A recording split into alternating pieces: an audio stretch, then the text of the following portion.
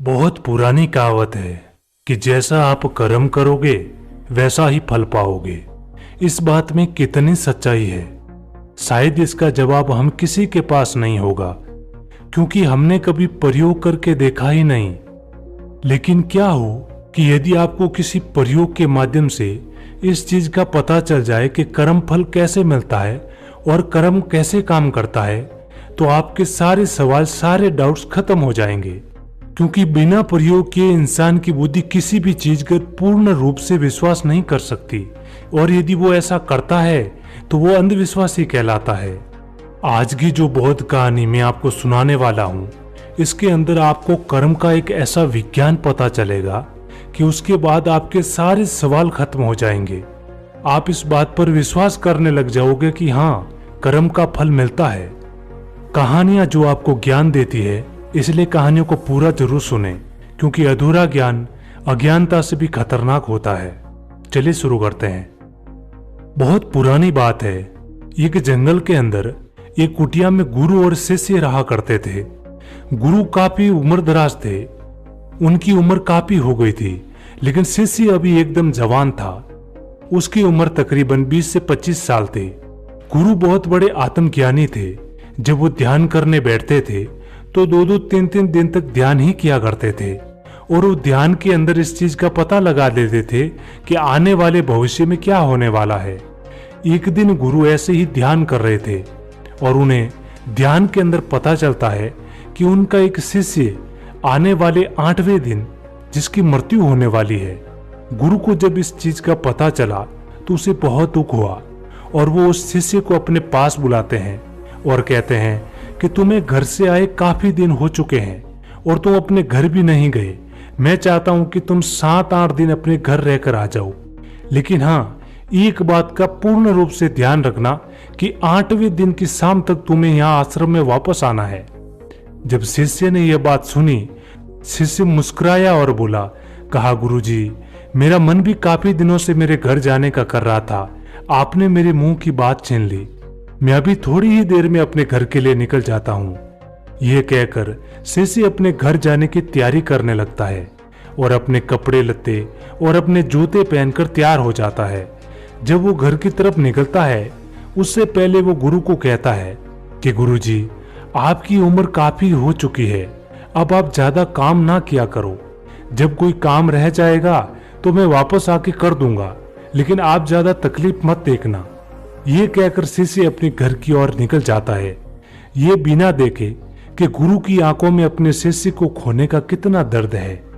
जब शिष्य अपने घर की ओर जा रहा था तो बीच में एक नदी पड़ती थी, जो उस आश्रम से और गांव के बीच में पड़ती थी, और उस नदी को पार करके शिष्य हर बार अपने गांव जाता था।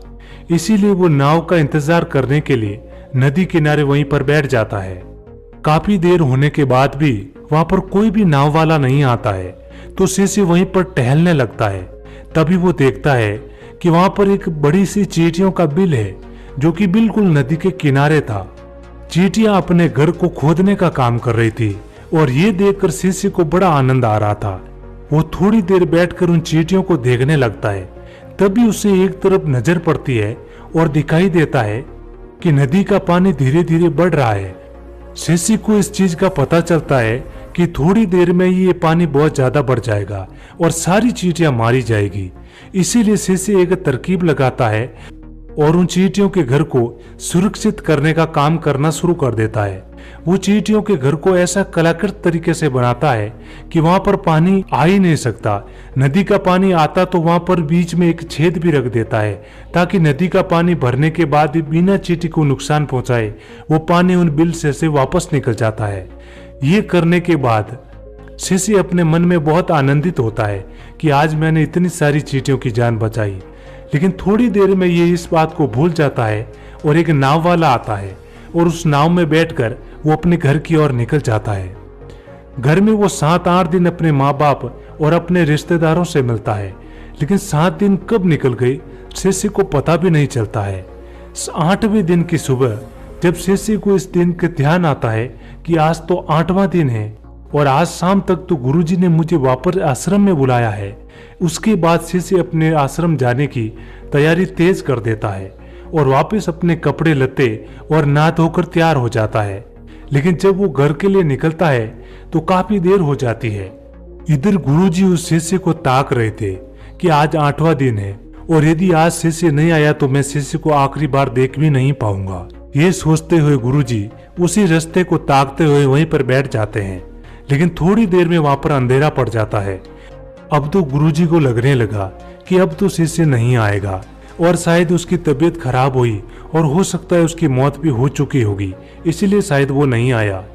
तभी वो गुरु देखते हैं कि धीरे धीरे अंधेरे में कोई आदमी रास्ते रास्ते चल रहा है।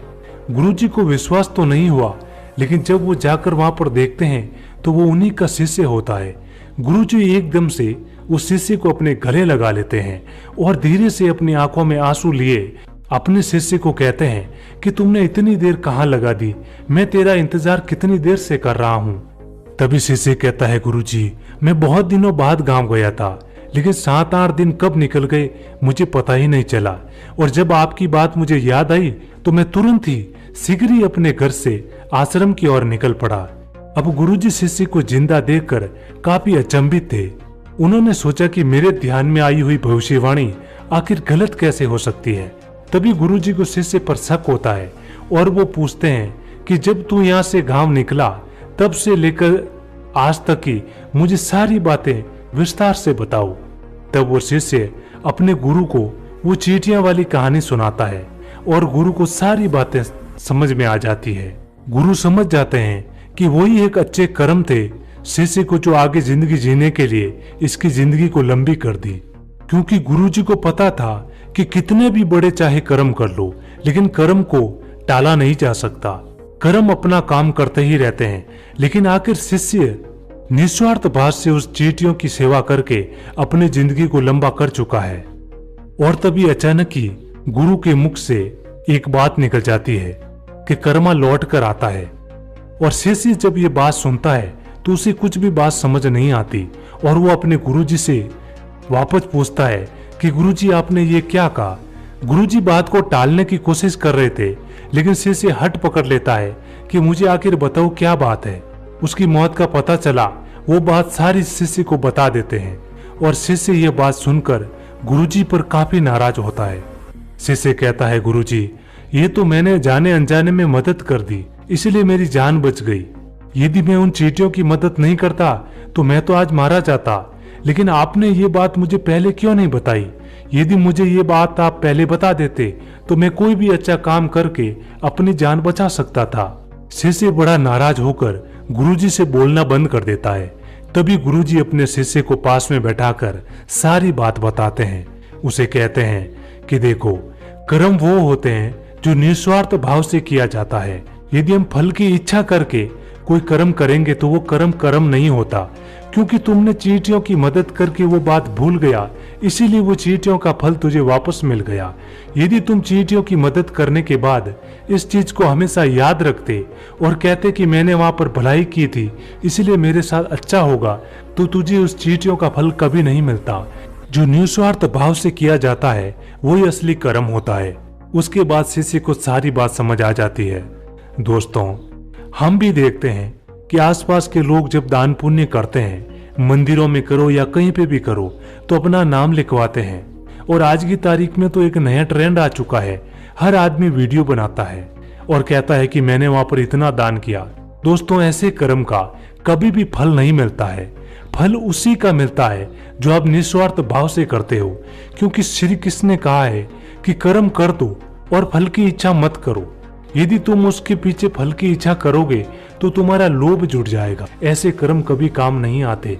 कर्म वही होते हैं जो निस्वार्थ भाव से किया जाता है। उम्मीद है दोस्तों, ये कर्म का विज्ञान आपको पसंद आया होगा, और ये कहानी पसंद आई तो वीडियो को लाइक और चैनल को सब्सक्राइब जरूर करना।